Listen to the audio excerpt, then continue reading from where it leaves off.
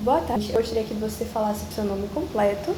Olá, me chamo Michele de Socorro Lima Arraes, sou coordenadora pedagógica, tenho 43 anos, sou da rede estadual de ensino do estado do Pará, trabalho nessa área há 16 anos e sou também professora da educação básica na rede municipal de ensino da Prefeitura de Belém. Qual o seu nível de formação? Sou formada em pedagogia, me formei no ano de 2003. Tenho duas especializações, especialização voltada para a psicopedagogia e para a gestão escolar.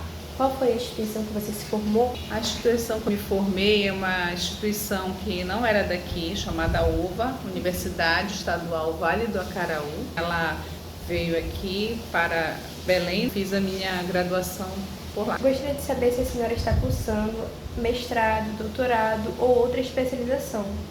Se sim, por favor, diga as áreas, instituição e qual o ano de conclusão desses cursos. Tentei o mestrado, mas ainda não consegui a minha aprovação. Qual o ano que a senhora começou a trabalhar como coordenadora pedagógica? O ano que eu iniciei com a coordenação pedagógica foi no ano de 2008, 16 anos atrás. A senhora foi contratada especificamente para essa função ou foi indicado por seus pares ou por gestores? Não fui contratada porque fiz a prova e passei no concurso público. A senhora recebe formação continuada enquanto exerce a função de coordenadora pedagógica? Caso tenha recebido, fale um pouco sobre essas formações que acontecem. Faço duas formações, uma que eu sou professora, então a gente faz uma formação continuada pelo Centro Paulo Freire, e a outra formação que é promovida pela SEDUC ou a DRE.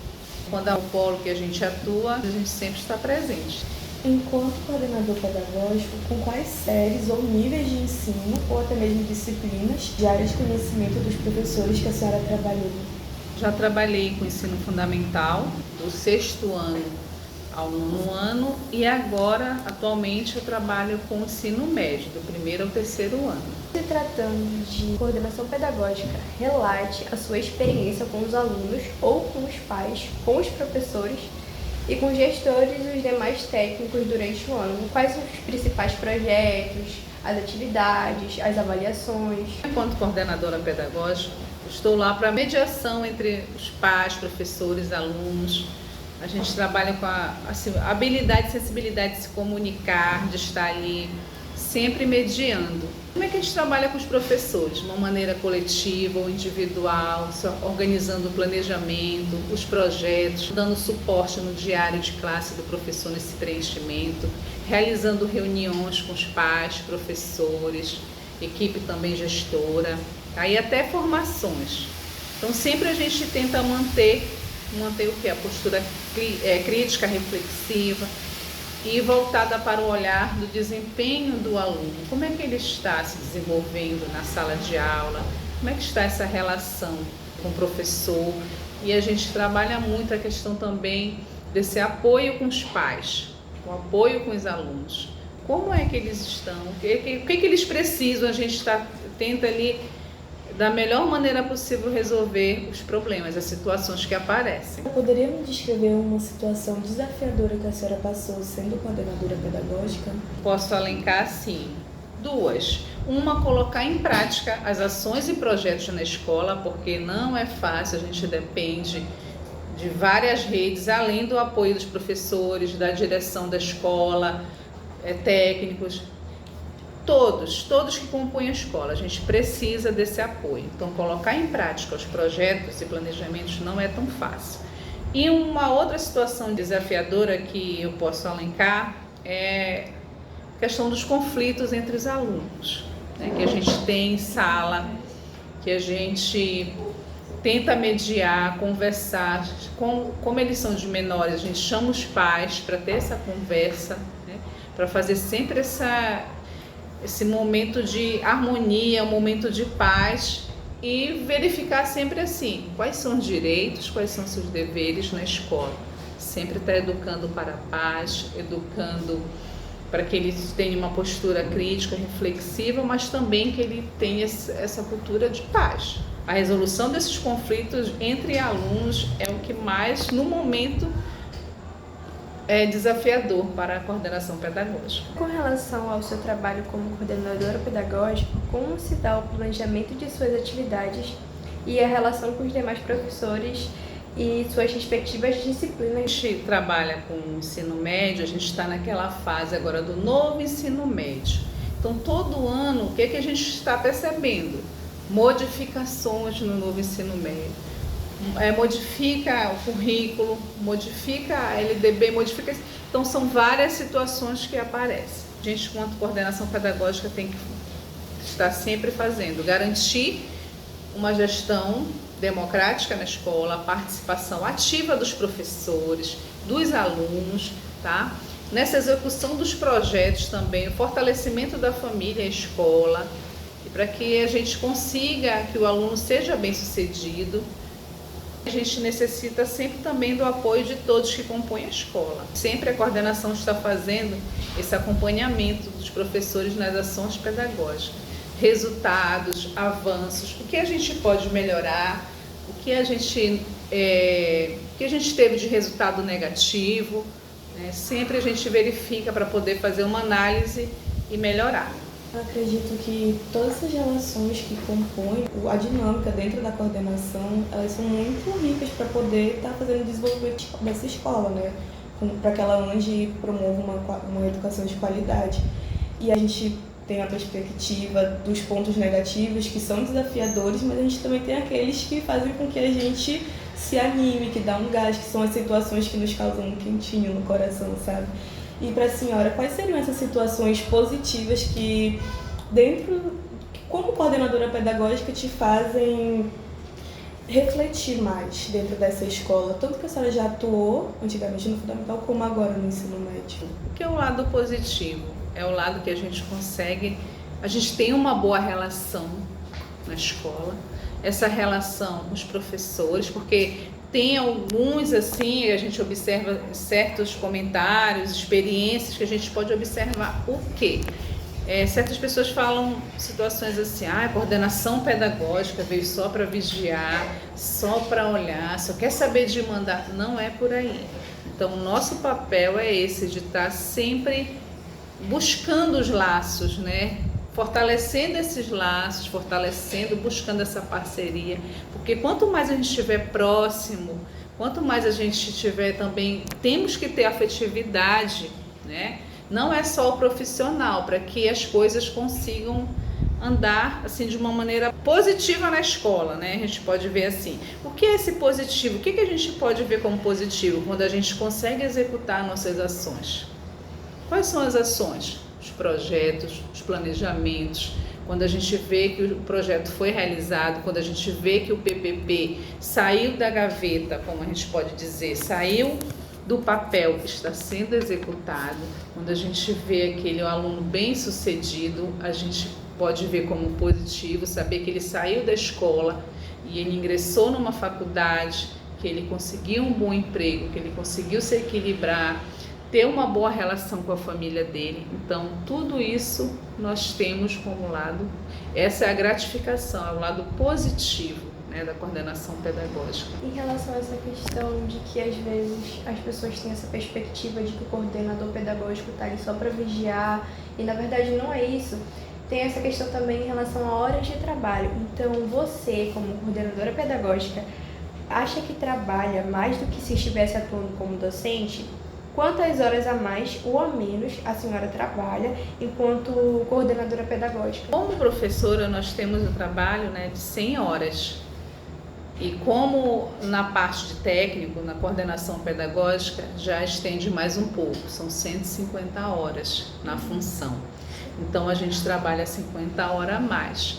Mas assim, sempre falo que todos dois, eles buscam muita responsabilidade, o compromisso, a dedicação, tanto na função de professor, quanto na função de coordenação pedagógica. É um trabalho a mais, sim, mas é um trabalho que exige mesmo da gente, que é da nossa função, do nosso papel, que não tem como a gente fugir desse, vamos dizer assim, dessa questão da nossa carga horária. A senhora consegue ver as diferenças das dinâmicas de relações que compõem cada cargo. E como coordenadora pedagógica, o que a senhora mais gosta dentro do que rodeia a função do coordenador? Gosto do trabalho de mediar, aquele trabalho de articulação com os professores, com outras redes. Não é só, a gente não está ali vivendo só a escola, a gente precisa da ponte, de um elo com a família, com outras redes de apoio na área social, na área da saúde. Esse momento de articular, um momento de relacionamento, de estar ali fazendo aquela relação aluno com professor, aquela conversa, aquele diálogo, professor com professor, coordenação também com gestão, para mim é muito importante esse papel de mediar, de articular, tentar pelo menos transformar a vida daquele aluno para que ele consiga ter um futuro melhor. Você, enquanto coordenadora pedagógica, que faz todo esse processo, toda essa mediação, tem toda essa dedicação e que de fato é perceptível que você goste de trabalhar com isso, tanto como coordenadora pedagógica quanto como ainda atuante como professora, como a senhora descreve o modo como os demais professores da escola veem o seu trabalho ou a sua atuação enquanto coordenadora pedagógica? Trabalho numa escola que, graças a Deus, é uma escola assim que a gente consegue fazer uma boa articulação. A gente tem essa boa articulação, uma boa relação com os professores.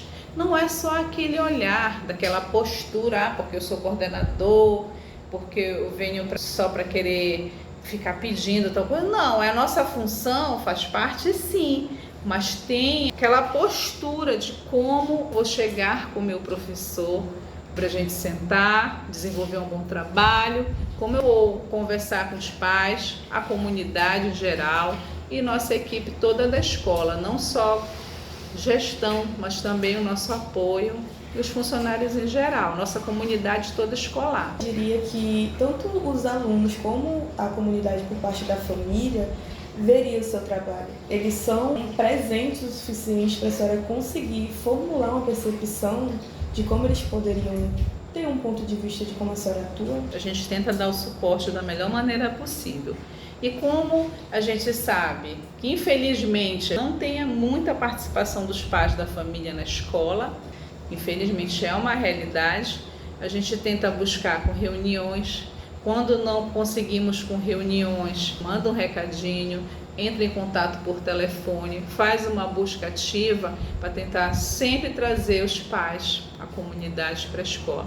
Seja de uma maneira ali daquele atendimento individual, seja de uma maneira assim no coletivo, que é através das reuniões. E a gente, assim, enquanto coordenadora pedagógica, a gente se vê numa função não só profissional, que eu sempre falo isso, não só profissional, é porque a gente também escuta os pais, tem várias situações, conflitos familiares, situações pessoais, principalmente que a gente trabalha com ensino médio, com os adolescentes, com os jovens, então a gente escuta muitas situações, a gente está ali para ouvir, para tentar, se a gente não consegue remediar certas situações, a gente tenta encaminhar para uma rede de apoio, como eu já falei com vocês, a gente tem um trabalho, a parceria com a psicóloga, a gente tem parceria com o posto de saúde e a gente faz essa ponte, porque a escola está para isso. Se a gente vê que ali ele precisa de uma atenção,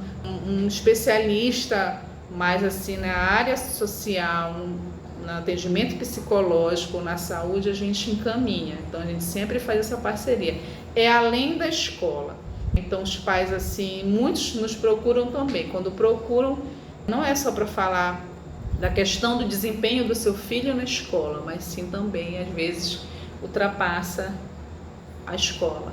Já são problemas familiares que a gente tenta ajudá-los. Em relação a esses pais que buscam esse relacionamento com o corpo docente, e até mesmo os pais que muitas das vezes são um pouco ausentes, gostaria que você citasse quais são os principais problemas. Sempre no início do ano e sempre durante o ano todo a gente fica repetindo, conversando e dizendo que a escola tem as regras, os alunos têm os seus direitos, têm os seus deveres também, não é só os direitos. Então, a gente sempre conversa sobre essas situações e para mim, assim, acho que é mais a questão do desrespeito, indisciplina da conversa, quando o professor está explicando, alguns barulhos que interrompendo a aula. Então é isso que a gente observa. O professor conta pra gente e a gente conversa, reúne e tenta amenizar essas situações conversando com a turma ou com um aluno específico. Em alguns casos a gente chama até os pais para conversar, se a gente vê se continua a situação e não consegue amenizar.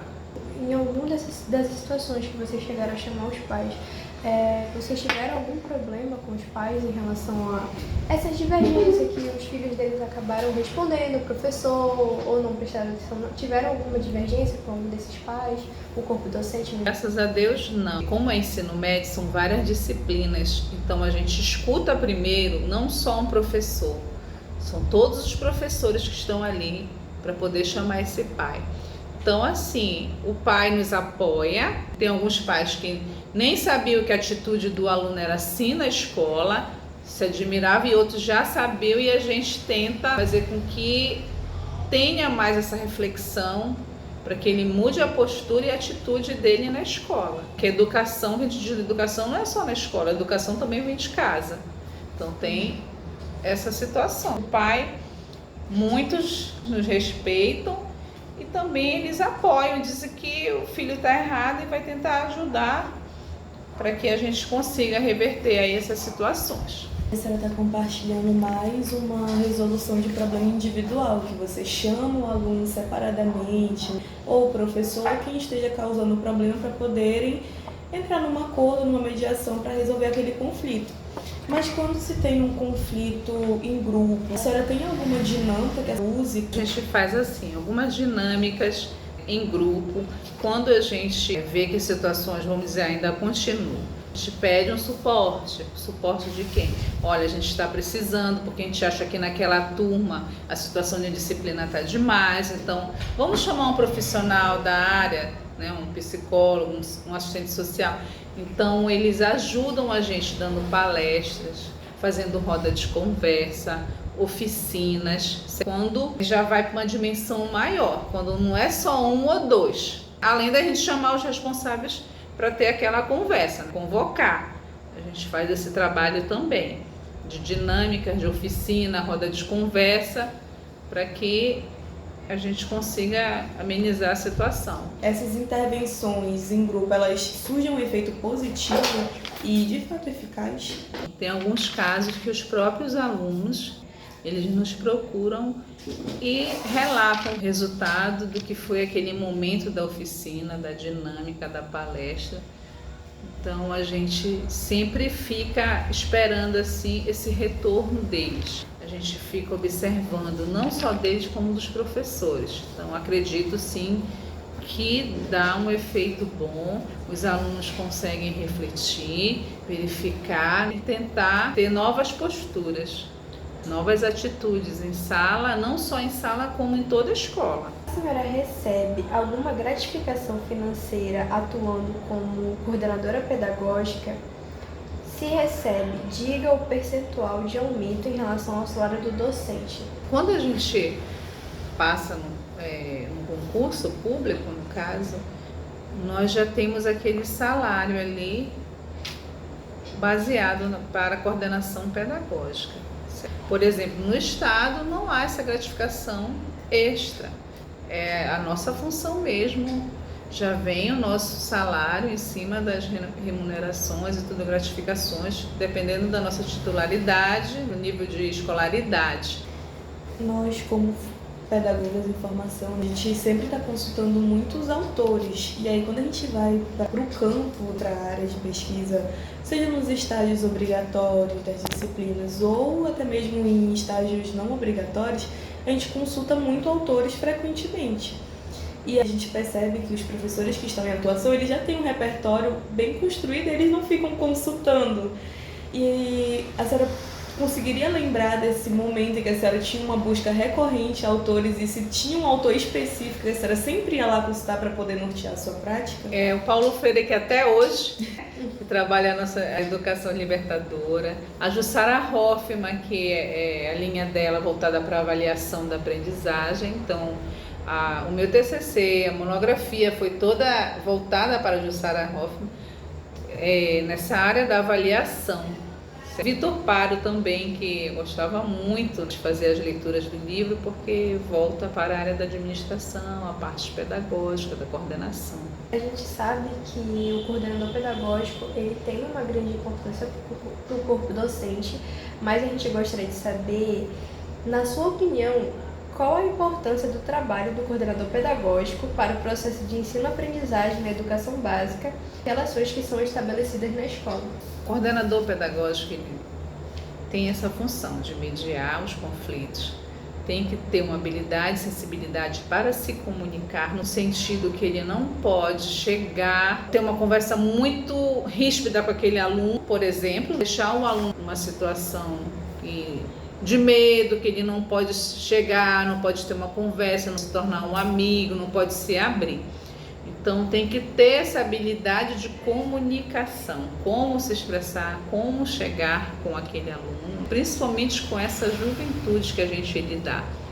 Tentar também dar sempre esse suporte ao professor e sempre manter a tranquilidade, independente do momento. Tentar manter a postura crítica e reflexiva, para que sempre a gente busque assim, qual é o nosso objetivo? Qualidade na educação, principalmente nas nossas escolas públicas, independente de rede municipal ou estadual. Então, visar o bom desempenho do aluno, o sucesso do aluno na escola, né, para que ele consiga ter uma postura crítica, reflexiva, tenha autonomia e consiga crescer, tanto profissionalmente como também pessoalmente. Esse é o nosso objetivo. A escola ela tem um papel de formar o indivíduo de sua maneira integral. Né? Isso. E dessa maneira ela carrega uma responsabilidade social nessa formação muito grande, que não tem como a gente isentar. E eu acredito que para poder ter essa formação, a gente tem que trabalhar aspectos específicos de cada componente que vai dispor aquela formação. A gente elencou alguns temas, eu gostaria que a senhora me apontasse quais desses temas a senhora acha que é mais delicado ou tenso de se tratar dentro da escola, a partir das suas experiências, e por que a senhora acredita que causa esse desconforto. E a gente teria o bullying, as relações étnico-raciais, a religiosidade, sexualidade, a relação de gênero, pessoas com deficiência, o currículo, a formação continuada, o conselho escolar e a gestão democrática. Assim, só voltando um pouquinho. Quando a gente inicia o ano, nós fazemos um questionário com os alunos, responsável, professores. E nesse questionário, nós sempre colocamos assim, necessidades, melhorias, o que a escola poderia melhorar, o que estava bom. É tipo uma avaliação da nossa instituição. Pergunta tanto para os pais quanto para alunos. Qual é a necessidade que vocês precisam muito na escola em relação a palestras? Exemplo, é um tema e a gente deixa em aberto. O que a gente tem de retorno? Muito. Relação de gênero, a questão do bullying, a questão dos alunos PCDs. Porque a escola que eu trabalho, ela não tem um atendimento especializado, não tem uma sala multifuncional para o aluno PCD e nós recebemos na escola. Nós temos a inclusão social, a inclusão escolar nesse sentido, mas não temos profissionais capacitados, especialistas, posso dizer assim, capacitados nós temos nossos professores, todos nós, mas assim, um especialista na área da educação especial, nós não temos. Então a gente acha muito importante estar sempre trabalhando com a inclusão social desse aluno na escola, o aluno PCD. Então a gente observa também essa necessidade da escola, a gente traz as pessoas capacitadas, especializadas para trabalhar isso nas salas com os alunos. Então são os temas mais recorrentes.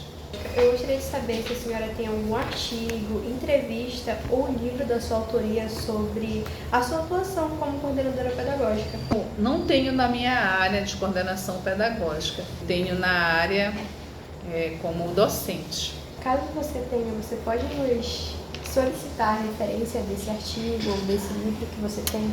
Tenho os artigos, né? Práticas docentes, não lembro bem o nome agora, assim, porque a gente faz um trabalho de formação continuada, né, pela SEMEC, e a gente, com isso, a gente fez a publicação de artigo. Toda essa nossa dinâmica, né, e tudo que a gente pôde aprender aqui com a sua experiência, com os seus relatos, vem contribuir para a nossa formação. E para quem vai estar acessando o vídeo, a senhora gostaria de acrescentar alguma outra coisa que venha a contribuir com a formação desses próximos técnicos, gestores que vão estar aí com a gente se formando, e a gente também, possíveis coordenadoras. Isso, com certeza, se Deus quiser. Primeiramente, eu quero agradecer o convite de vocês. Obrigada a poder expor um pouquinho da função do papel da coordenação pedagógica, que é algo árduo, mas é algo assim que eu amo fazer, certo? Amo mesmo, que eu sempre falo assim que desde criança, desde a minha formação do ABC, quando a mamãe foi minha paraninfa, colocou um anel e disse: mãe, eu já posso lecionar? Então, eu amo a minha profissão, né? Sempre foi o meu sonho. Eu dava aula para os bonecos e depois para as criancinhas, sempre assim nessa área. Desejo sucesso para quem está, né, nessa área também de pedagogia, e que alcance seus sonhos, porque é um trabalho árduo, sim, mas a gente precisa ser mais valorizado, sim. Mas se a gente fazendo com competência, responsabilidade, compromisso e amor, a gente consegue colher bons frutos, certo? Então, o papel do coordenador pedagógico é esse: é responsável por desenvolver e implementar os projetos, certo? Que estejam alinhados com as diretrizes curriculares e políticas educacionais. Ter a capacidade de ser articulador, gerar harmonia na escola e transformar o aluno, ser um transformador das ideias, de novas ideias, de novos planos, para que esse aluno cresça, desenvolva e tenha um ótimo desempenho. E obrigada. Muito obrigada. A gente agradece pela sua participação, toda essa contribuição que você fez, não só para mim, mas para toda a minha turma em formação. Estamos buscando nos formar e nos informar com quem já atua, então a gente agradece realmente pela sua participação na entrevista. Foi uma grande contribuição para o nosso trabalho. Muito obrigada. Muito obrigada. Muito obrigada.